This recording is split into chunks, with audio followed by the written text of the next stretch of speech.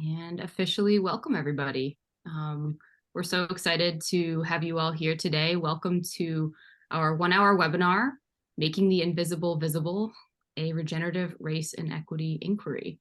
Um, we have a wonderful program planned today. It's all about inquiry. It will be deeply participatory. And we have the incredible Jeff Sue and Diane hosting us. A little bit about them. Dr. Diane Regisford is an incredible human being. She is the founder and creator of Evoking Belonging Social Sculpture Practices. She developed the Evoke theory, principles, and practice during 8 years of doctoral research at Oxford Brookes University. She graduated in 2020 as the first Black person in the world to attain a PhD in social sculpture. And this accomplishment builds on over 25 years of incredible experience working in international development across Africa and the United Kingdom. So we are really blessed to have Diane guide us today, along with Jeff Sue. Jeff also has an incredible background. He's led a very diverse career internationally as an ecologist, CEO, entrepreneur, consultant, and psychotherapist in all over the world, really. And he's been super passionate about applying living systems thinking and holistic approaches to help businesses and organizations address our most complex and pressing issues of our time. He also has a deep Buddhist practice and holds a PhD in ecology and environmental science. And a graduate degree in holistic psychology. We refer to Jeff as our resident nerd on the In Rhythm team.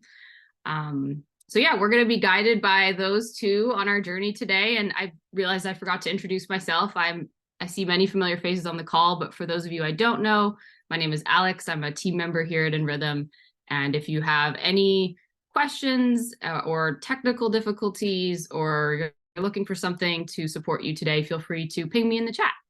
And without further ado, I'm going to hand it over to Jeff and Diane, who are going to lead us on a beautiful inquiry. I also, for those of you who are just joining, we have some opening prompts if you'd like to just go ahead and put your response in the chat when you have a moment. I just dropped them in. Where are you calling in from? What brings you here today? And if there's a particular community you're representing, we'd love to know a little bit about that. All right, I think that's everything. I will hand it over. Thanks, everyone. Thank you so much, Alex, and welcome everyone. And I will first ask if you have the ability to, if your internet allows, would love to see your faces and be able to interact. And I think you will see as we get into this, it's going to be a very interactive. Jim, love it. You're in motion. That's great. And you'll see this is going to be a very interactive session. So we're going to be doing something that's very community. We're building a community here. So you'll be hearing from me more later in terms of the program, but I wanted to really welcome you all and tell you how excited I am. Today is kind of the first outward expression of really 2 years worth of incredible dreaming and thinking and interacting and long talks and lots of sketches and beautiful moments of connection, and we've worked in the space of dream and potential for a very long time, and in the last 6 months have come together to provide. This is the first of a specific program that we think is the culmination of this exploration of really exploring the worlds of regeneration and the worlds of race and equity, the challenges, the opportunities, the tensions, the contradictions at times. We have explored all of that together, and we're now wanting to bring this into the world and invite all of you into that exploration. Officially, Dr. Diane has been part of the In Rhythm community in many different ways. She was part of our first cohort of fellows, I think. Our first cohort of In Rhythm fellows, and she joined the In Rhythm team and has been deeply involved with the In Rhythm team for the last 6 months as the managing director of race and equity.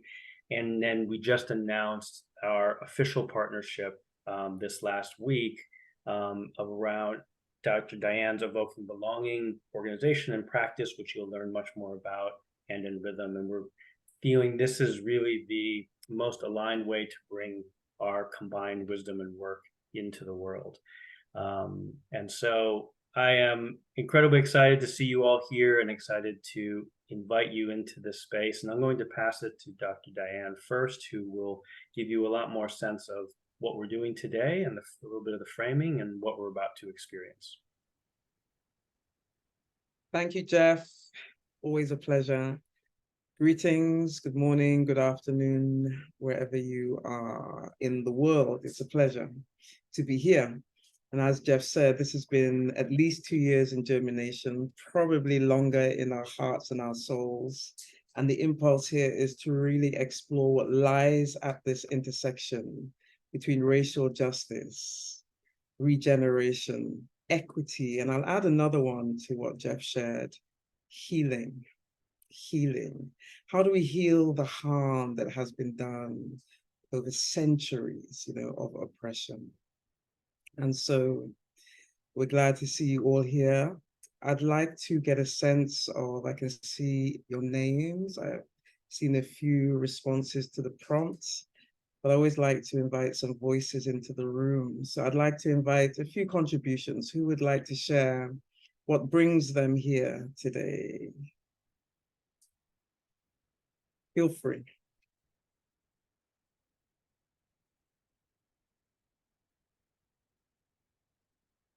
Let me say that again. What brings you here today? John, I'm looking at you. I can love that smile. I have an easy answer, Diane. It's you bring me here today. Truly, John, elaborate. Well, I had the pleasure and privilege of meeting. Do I have to call you Dr. Diane? Sounds No. very formal. Okay. Yeah, Diane is fine. I had the privilege of meeting Diane in person, and I happened to have rented a fire engine red Chevy convertible, and so we drove many miles together in a red Chevy convertible with the roof down, and Diane's outfit was significantly more exuberant than the one she's wearing right now. So we made quite a splash, I think. So anyway. Indeed. Thank you, John. Nice to be back with you. Thank you. Any other contributions? I'll go. Just am so excited to see what you guys have, co-created together, and as part of me showing up to continue my unlearning of the white mind, and has been extremely important to me. So I'm just excited to see what you guys have created and how I can continue in this process. Wonderful. Thank you, Elise.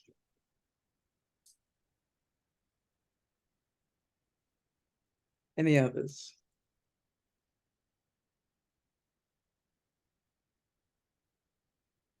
I see Oxford-based Uton, this side of the waters. Uton, can I invite you in? Yeah, it was you that actually got me here. We Indeed. met up in a park on Saturday. We know each other. We're both in the same city in Oxford. I didn't know about this event, but I work as a artist, a theatre maker artist, and I use a lot of my work around social justice and racial justice and looking at the issue of reparations. And I thought this would give me some further insights and knowledge. Wonderful. Thank you so much, Ethan. Welcome. I'll invite one more.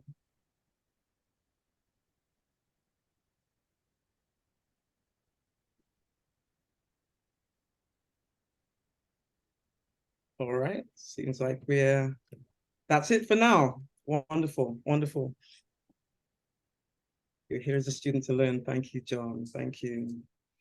The essence of the Evoke work is participatory, and I invite you to sit back and relax. and to come with curiosity. It's always an invitation, especially also within rhythm work. And we'll start today by going through an embodiment practice. An embodiment practice where we're going to explore together our yearnings around this work, regenerative race and equity. There's no right or wrong in this unfolding. The invitation is to come into the inner sanctuary space of your being. When we speak about making the invisible visible in social sculpture, which is what my practices are based on, social sculpture approaches, we work with invisible materials characterized by our attitudes, our beliefs, our value systems. And when we are working in organizations, any community group, a company, there are things that we can say. Let's say we're looking at a Power and Privilege 101 educational training session. That's one way of exploring and coming to issues that lie at this intersection that I described earlier. This approach, which you will find is woven into the offering, the Regenerative Race and Equity Program, this approach invites you within. It's an invitation, it's a call to all of us to pick up this gauntlet.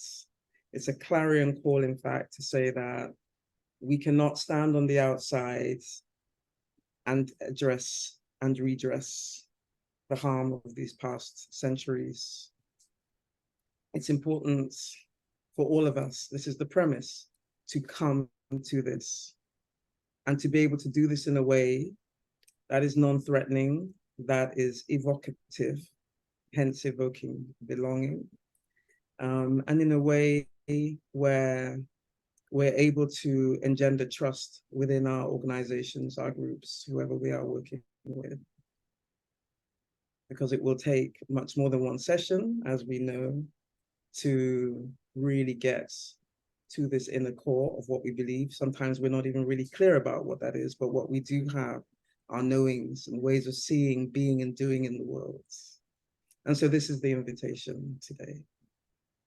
So I'll invite those of you who are willing. It is optional, but you have an opportunity now to experience this embodiment practice, which I call imaginative voyaging. And so the invitation is to find your sit bones on a level surface, ideally your chair, and to place your feet firmly on the ground so you've got a very firm base. And we will, through breathwork practice, explore our yearnings. What are our yearnings in this work? It's likely that these are connected to what brings us here in the first place.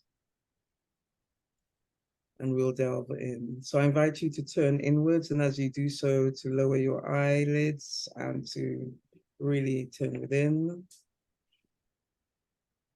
And just gently connect to your breath, gently straightening your spine to allow the breath channels to go up and down.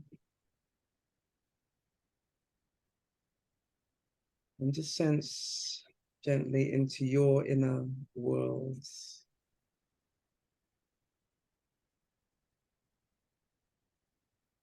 Focusing first on your breath.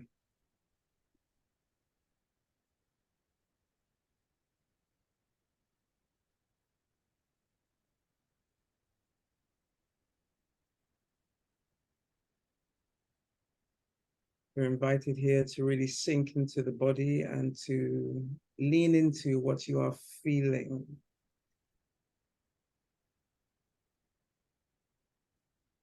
I'll invite you to take 3 breaths with me, which I will guide. And in this practice, we invite you to breathe in through the nose, really deep into your belly, to hold it, and then to release through the mouth as audibly as you are inspired. So we'll start there. I invite you to inhale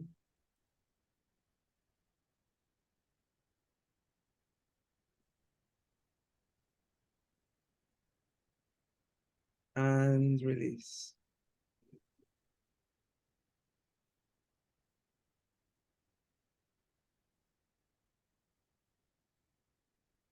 Inhale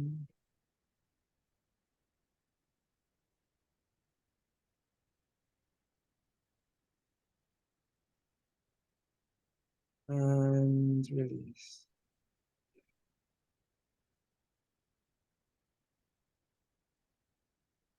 The body feels like moving gently. Just allow whatever comes to come. Inhale.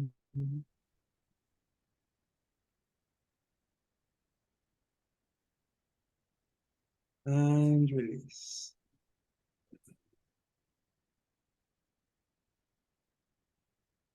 Just holding this posture with your eyes closed, turning inwards, I invite you to explore what comes when you sense into this invitation to come closer to your yearnings. What are your yearnings around race and equity?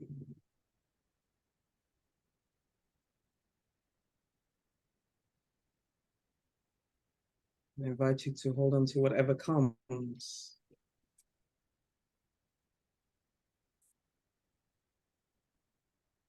It could be a physical sensation,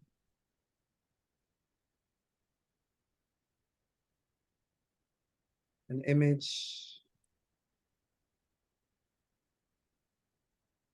Maybe you're visualizing something. Whatever comes first, you're invited to hold on to that and to trust that this is part of your inner knowing, here to show you something.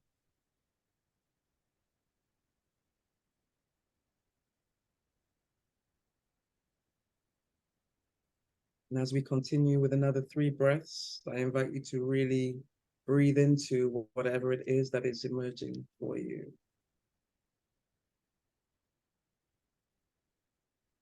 Not trying to fix it or make sense of it, just to hold on to whatever comes. I invite you to inhale.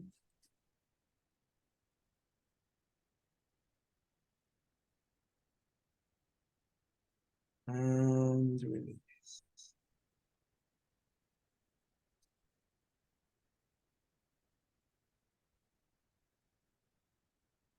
Inhale.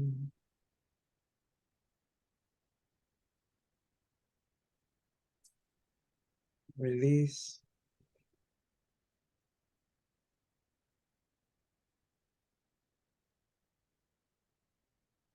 Inhale.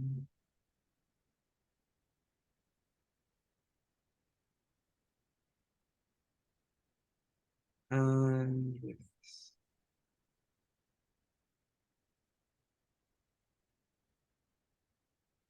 Holding on to your gifts, your inner sight. I invite you to imaginatively receive this as a gift and to hold this. Hold this in your hands, hold it in your heart as we take one final closing breath. Together, we inhale.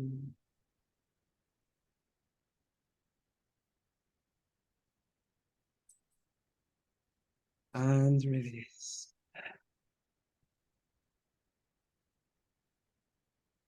Thank you. When you're ready, I invite you to just place your hands over your eyes, just to block the light and to gently open them. And when you're ready, lower your hand and come back into the room. Thank you. Thank you. So I'd like to invite a round of sharing now, some reflections on what came for you and how you experienced the practice. Thank you.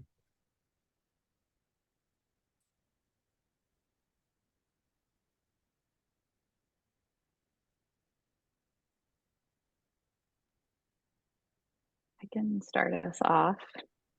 Thank you, Tonya. Yeah. I have done this exercise once before, and it was interesting to me, the different things. Some of the same things appeared and some different things came up for me this time. I, again, was sort of thought a lot about the things that I witnessed through elementary school and high school and college and law school that were either just blatant racism, but more often microaggressions, and that I didn't say or do anything about. And a feeling of a commitment in the last 4 or 5 years to be more outspoken when I see something. And the new thing I saw was something that I've been speaking with Diane a lot about the intersectionality of the queer liberation movement and the Black liberation movement. And this image came to me of a pride returning to a protest as it originally was, with Black Lives Matter groups, and an arm in arm image of groups fighting for liberation, fighting for it together instead of separately. And yeah, it was a beautiful future imagination. Absolutely. Thank you, Tonya. Thank you for sharing. I invite another sharer.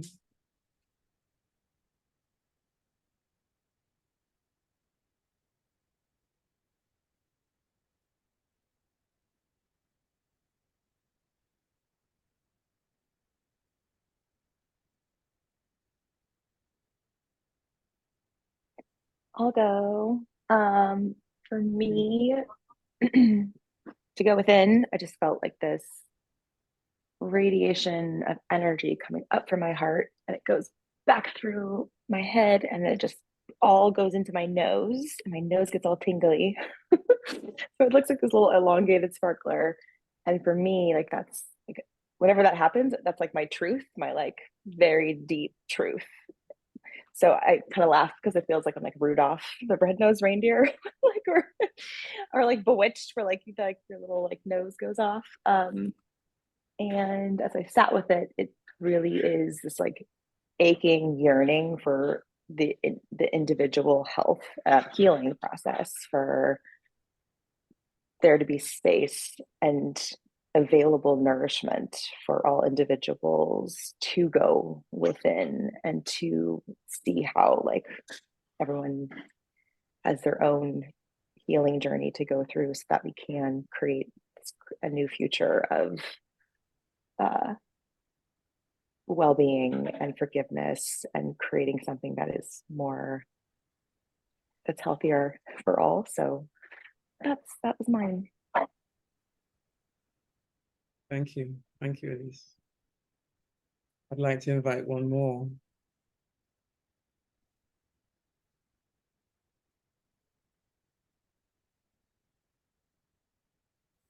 I can go. I just had a feeling in my belly, kind of a warm and expansive feeling, kind of joy, and just joy with the just feeling the potential of everyone to live from their highest potential, or be from their highest potential. And for me, it's so race is one of the categories, but there are so many other categories that are kind of in a similar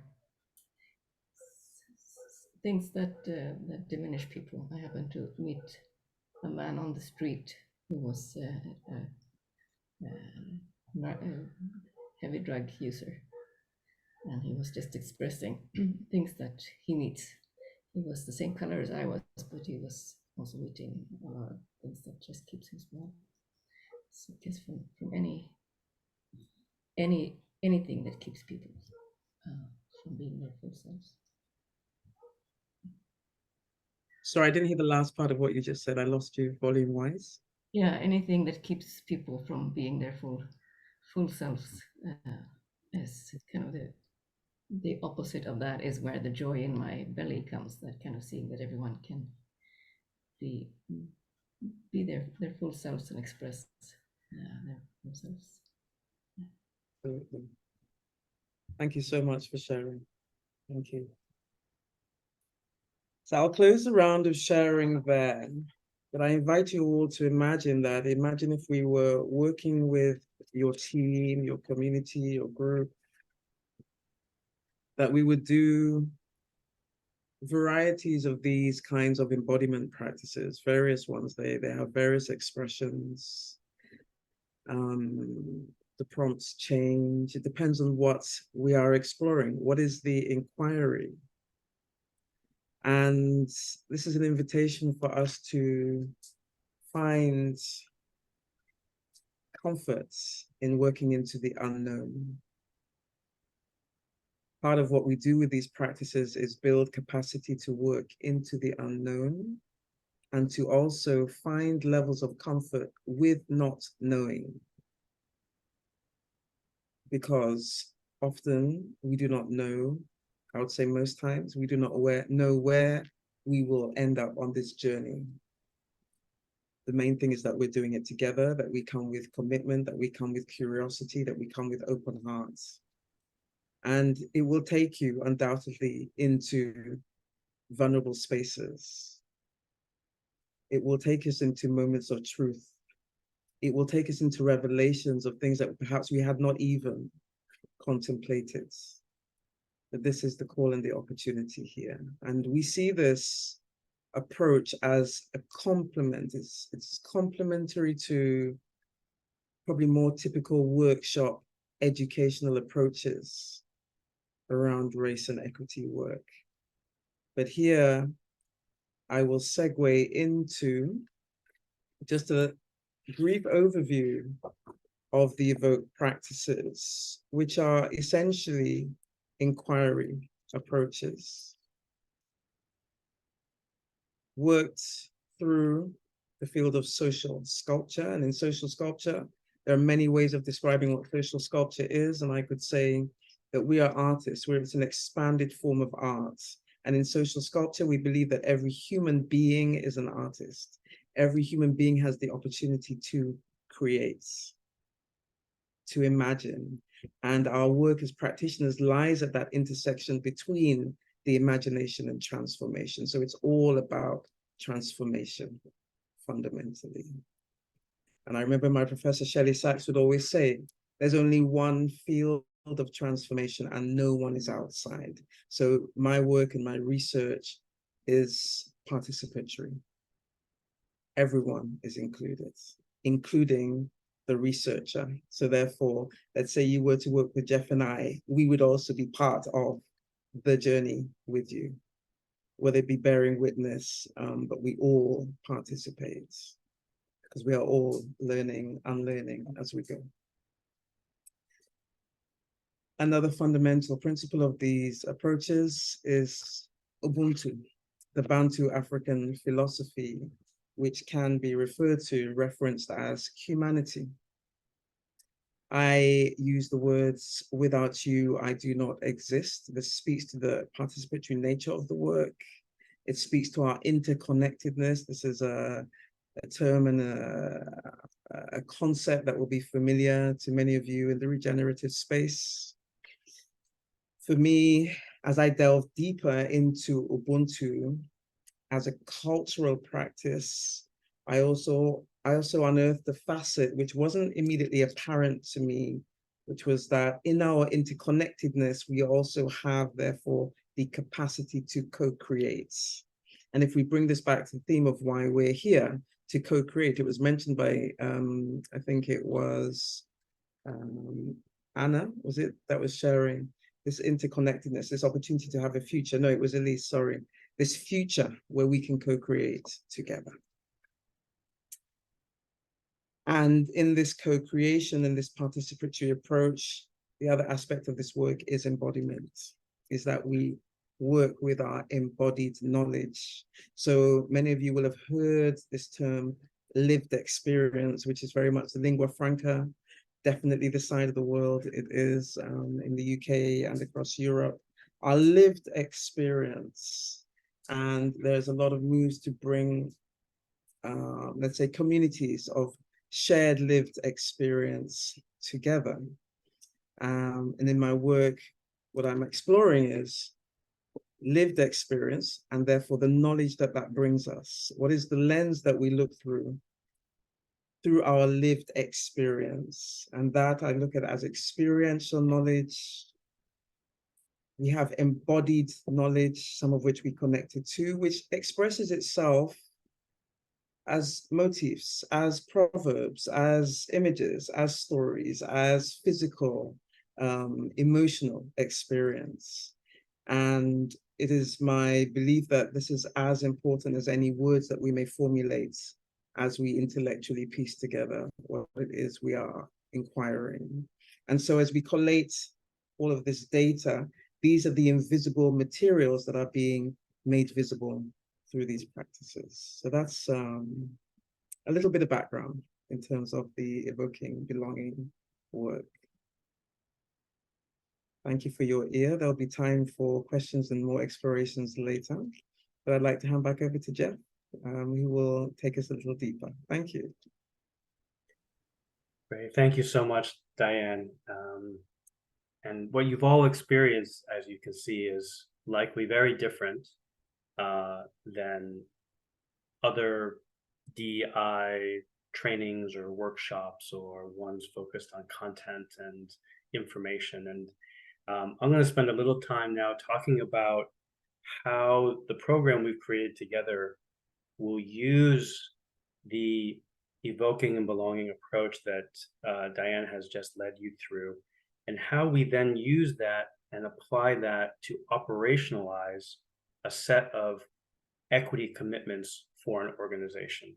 So we are here really about how do we bring this work into our day-to-day organizational life, and organization defined extremely broadly. So this is not necessarily a business or a corporation, although it can be, but it's really, we define an organization as any group of people coming together to achieve a shared purpose, right? Once we do that, we have issues of communication, of power, historical issues of inequities. We have, and as Diane has said, and we inherently have all of the invisible materials that show up once we have even more than one person in the room trying to come together. And so if we're trying to make commitments together around race and equity, how do we then bring that into how we run our organizations on a day-to-day level? And this is where we're combining Diane's incredible work with the work that In Rhythm has primarily done, which is to take a regenerative approach to organizations. And what a regenerative approach is, I won't go into too much detail now, but it's starting from a premise that an organization should not be viewed as a machine, as an industrial machine. Right? Most of us are used to thinking of organizations subconsciously or consciously as a machine. It's part of our language. Right? We say we got to work like a well-oiled machine. We got to move the dial on this. We need to, or I don't have bandwidth for that today. All of our organizations are built upon this premise that it should somehow be like parts and gears of a machine, and people then are treated as expendable parts of that machine. So I'm going to go through a quick introduction, the same way Diane has given you a little taste of her rich and deep work, a little taste of how we will apply this through In Rhythm's regenerative frameworks to an organization, and then we'll leave time for some questions and reflections. And I will share a few slides here.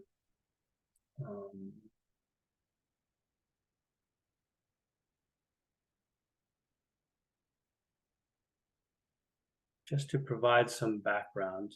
As I mentioned, In Rhythm's work focuses on the contrast between what is a living systems design approach to a machine design approach to organizations, but we can really apply this to any discipline. So we actually can think of this as what is a machine design or a traditional design approach to race and equity, and what is a living, regenerative approach to race and equity.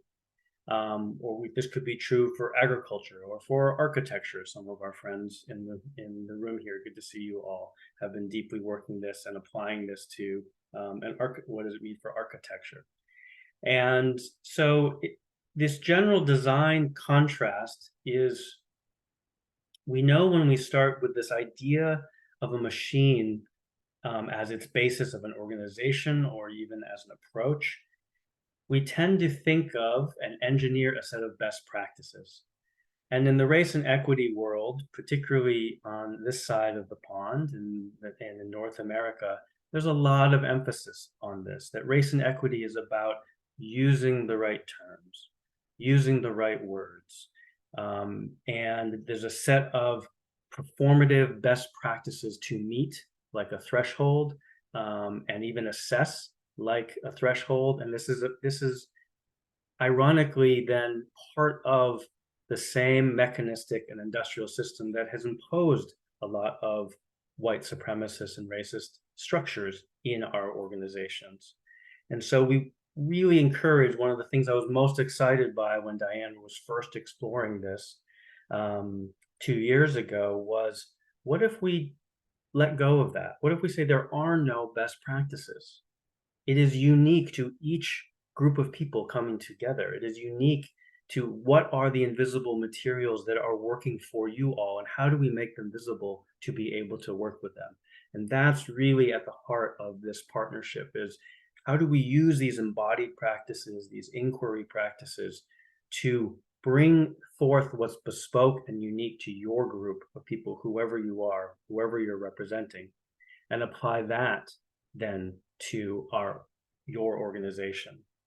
Just to finish the contrast here, what we do when we create a set of best practices, we assume those best practices, or even the idea of best practices, is that there is a generalizable approach.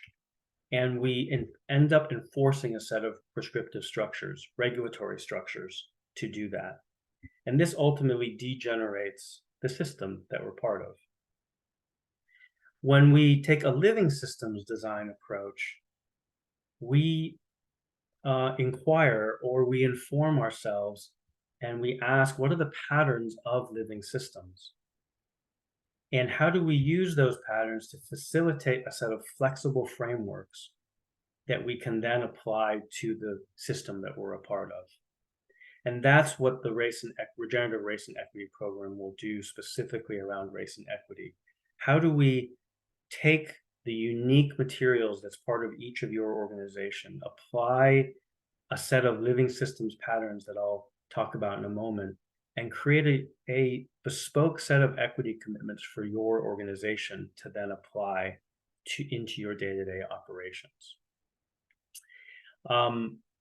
One of the reasons why we're doing this, or one thing we know, is that machines require ongoing maintenance. They require constant inputs. All of us with cars and used cars know we have to constantly add and replace and fix things. Industrial agriculture needs more fertilizer, more pesticides. And so if we are creating a set of regulatory frameworks around race and equity, that's going to be dependent upon someone doing the regulation, someone applying those, someone constantly putting energy into it.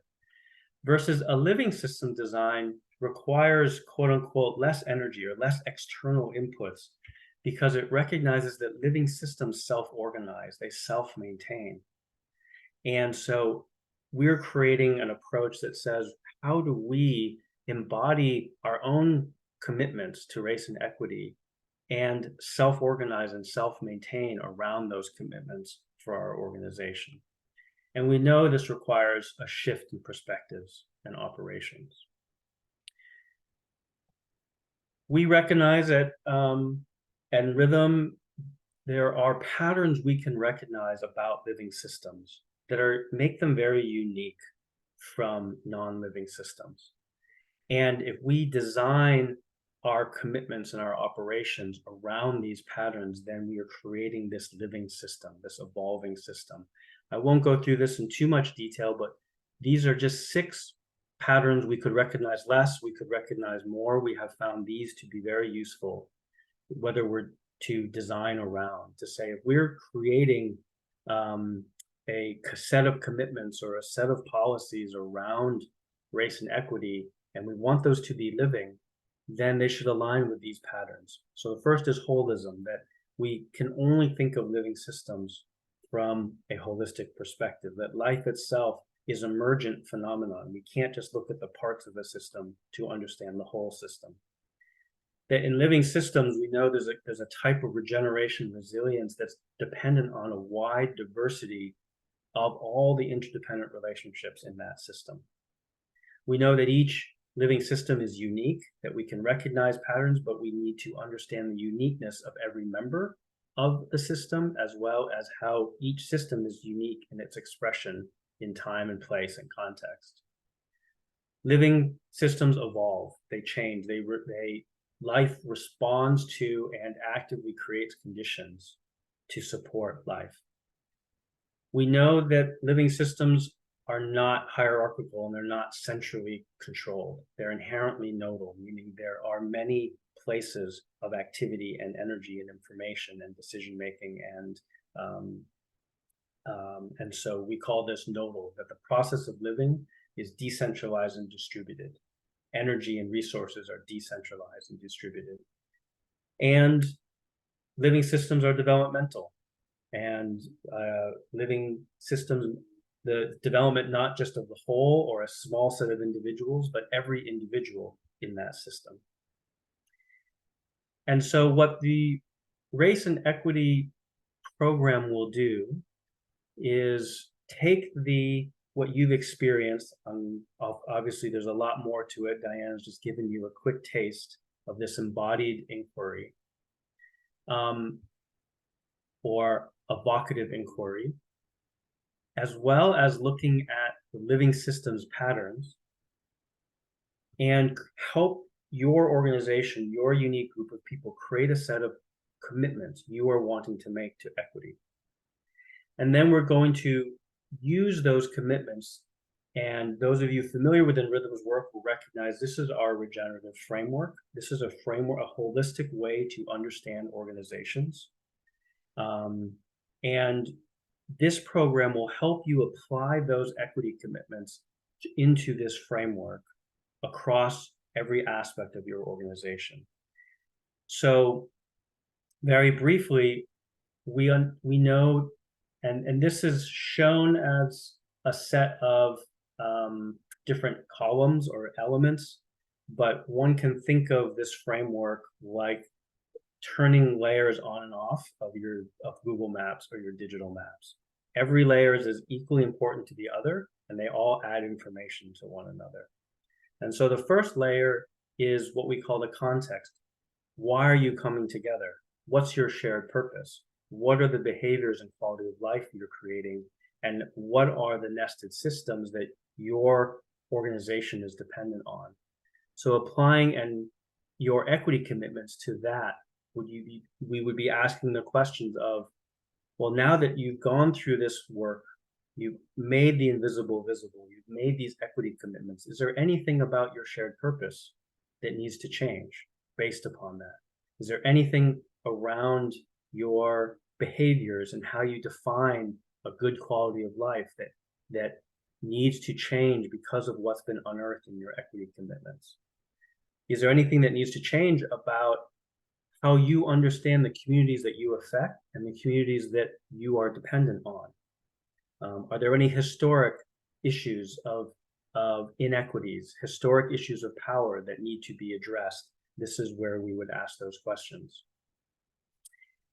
A lot of the work we do with organizations and that will be done around equity commitments is around the structures of the organization.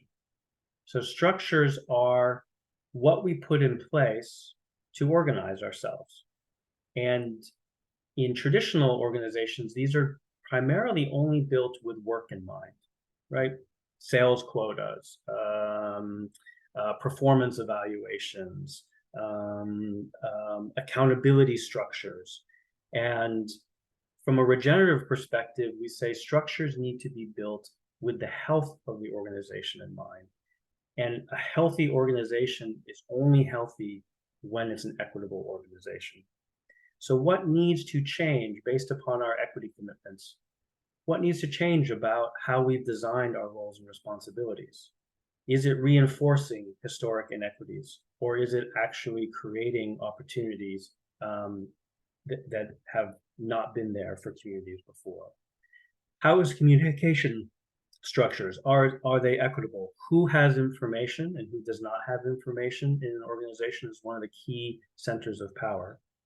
And so how do we create communication structures that live into our equity commitments? Decision-making, governance are a big part. Are we making equitable decision-making? Or is in a traditional organization, decisions are made by a few and they're imposed upon the many? Monitoring and evaluation, again, a traditional approach. This is where a lot of inequities show up. Someone is accountable to someone else. Someone is monitoring someone else. How do we design a participatory approach to monitoring and evaluation that truly lives into our equity commitments?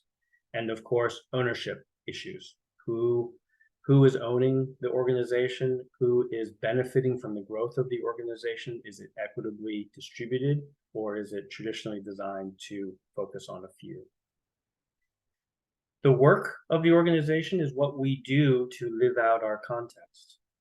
So again, how are we going to apply our equity commitments in our products and services, in our business models, or anything that needs to change, in how we use technology and tools, how we are fundraising?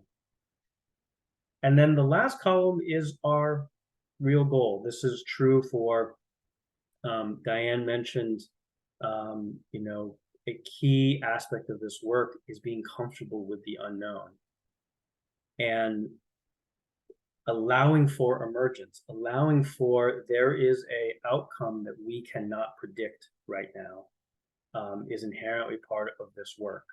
And that's what we're really after, isn't it, in terms of a race and equity? We're after true transformation of our societies and our structures. We're after true thriving, fully realized potential, what's been mentioned in these reflections, and also a type of resilience that is going to transcend this actually our traditional mechanistic structures with a few in power, imposing power upon others, is extremely fragile. It's unfortunately extremely pervasive and has created centuries of harm, but it is also extremely fragile compared to a system built upon living systems patterns and equitable commitments. So, Diane, I'll pass it back to you for any final thoughts on this, and then we can open it up for some reflections. Thank you, Jeff. I think on this, you've said everything. I would share that another approach from the evoking belonging side is to look at, yes, these living systems patterns, these commitments that will emerge, working into the unknown, but also really looking at how we bring in not only evocative inquiry, but equitable inquiry. And so the motifs, the stories, the narration, the narrative inquiry, so really with storytelling in a way which enables us to unearth our stories, come close to our stories, connect to them, but then also to re-story them. So these are other ways in which this regenerative work expresses itself, so that this becomes a living practice within your organization as well. I'll leave it there for now. Thank you, Jeff.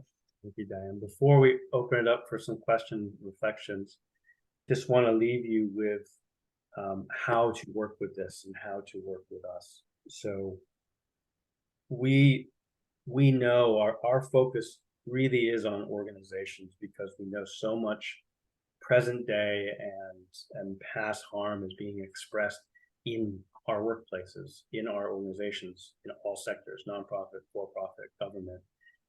So if you are interested in bringing this approach to your work, we'd love to talk with you. Or if you know someone who is interested that you could refer us to, we would love to talk with them. This is the work we really want to be doing to transform organizations. And at the end, Alex will share how you can take next steps along those lines. So would love, I'll stop sharing my screen and would love to hear questions, reflections, thoughts.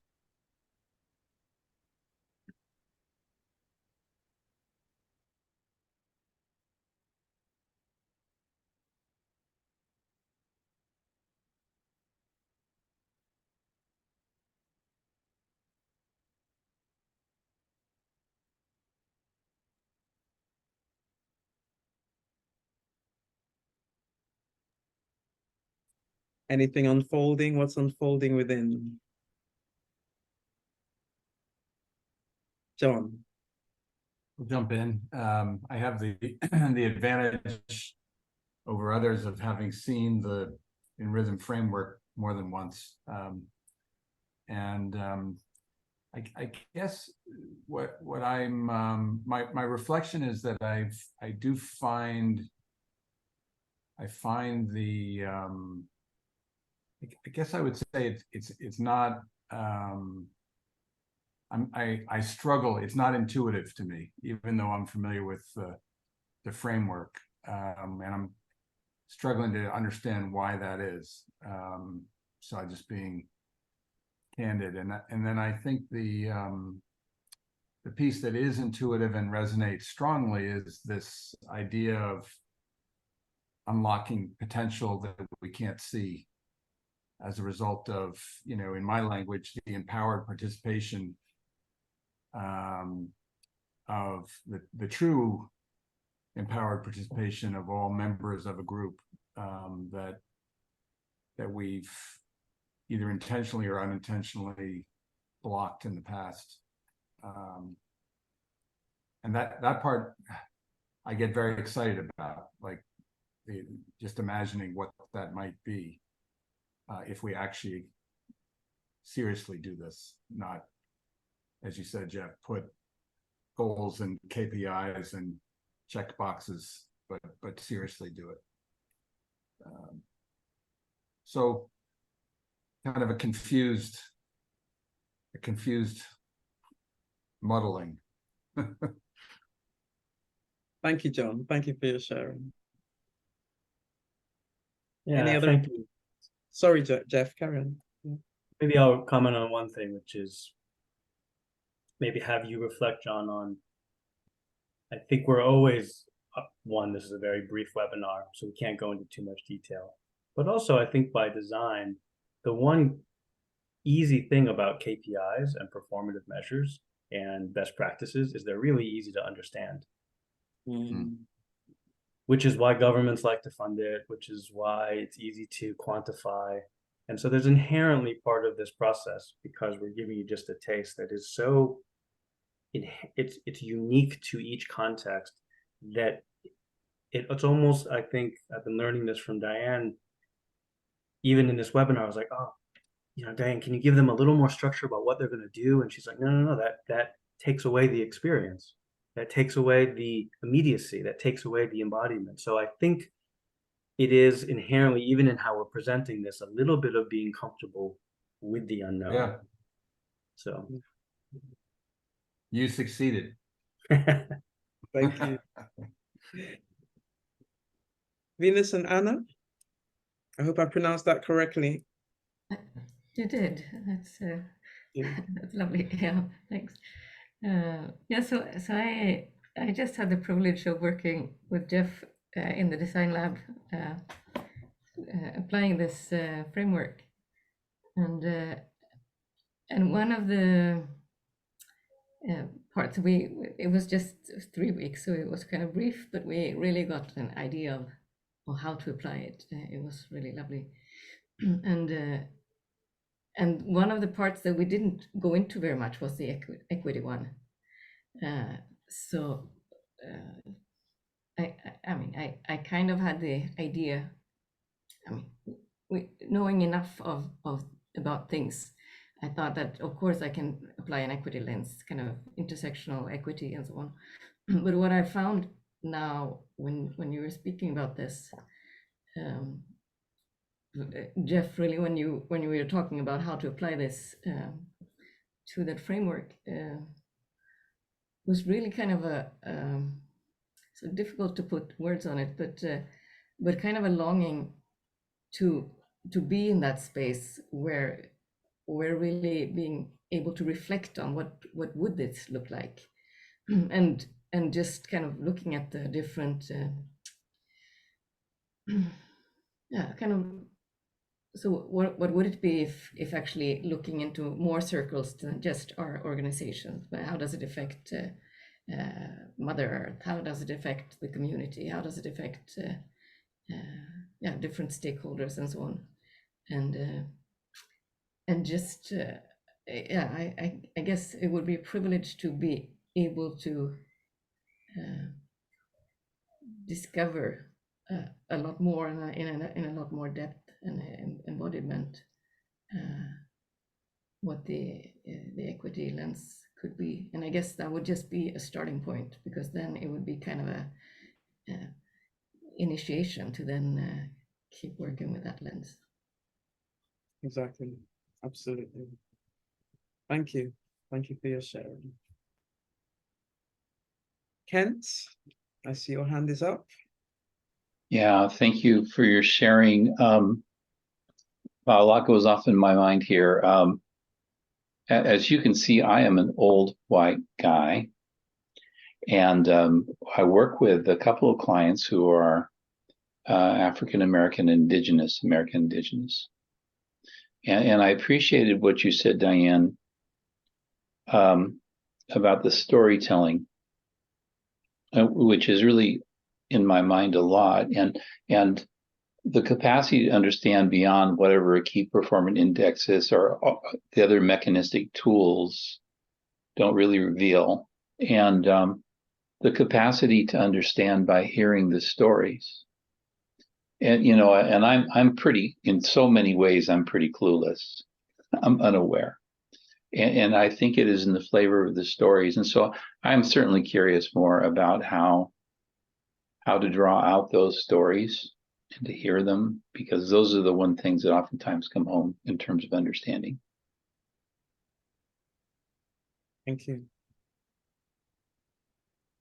Jeff, any comments, anything you want to say?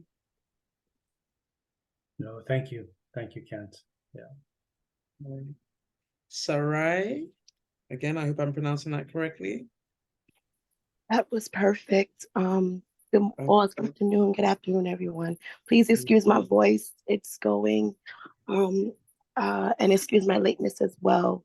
I am feeling right now, feeling like finally I've found my people, right? That's what I'm feeling right now.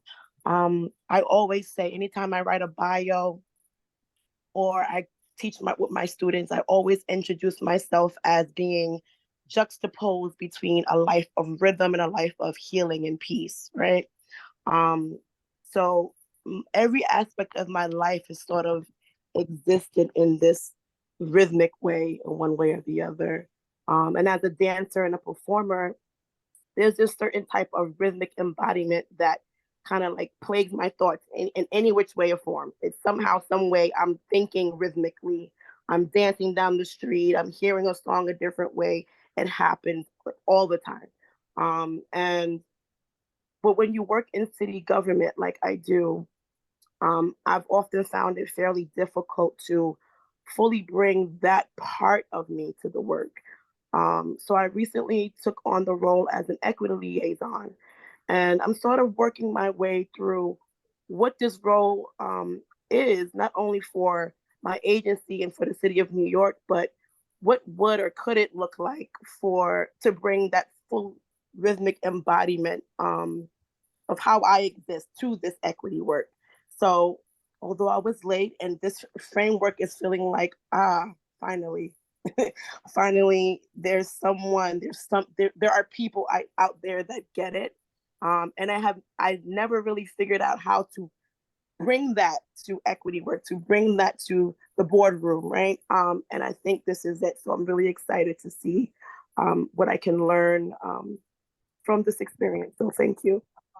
Great, thank you. We're excited. You will see that Alex has dropped a link in the chat. I'll ask Alex just to share. We recognize that we're over time and we'd like to respect your time. But just before you do go, if you have to leave now, we can hang around for some minutes more. Alex, would you mind just sharing how people can connect? Thank you. Yes, it would be a pleasure to share that, Diane. So, as it's been mentioned, we are going to be offering one-on-one consultations, which are completely free of charge, just a chance for you to connect, share a little bit about your context, explore how we might be able to work with one another. And I put a link in the chat. You can, there's a little sign up form, just includes name, email, a little bit about the work you're doing and your interest in the program. So if you complete that, a member of our team will be in touch to schedule a time to connect with you. And we will be circulating a recording of this call. A number of you mentioned you were maybe a little bit late. Some folks had to hop off early. We will circulate the recording to those who have RSVP'd. Yeah, so thanks for joining. And Diane said we can stick around if anyone else would like to, but if you have to hop, we do respect your time. Please feel free. Thanks for taking the time to join us. Thank you all. Thank you. It's been a pleasure. And we'll be in touch. Thank you. Thank you, everybody. Thank you so much. Thanks, John. See you.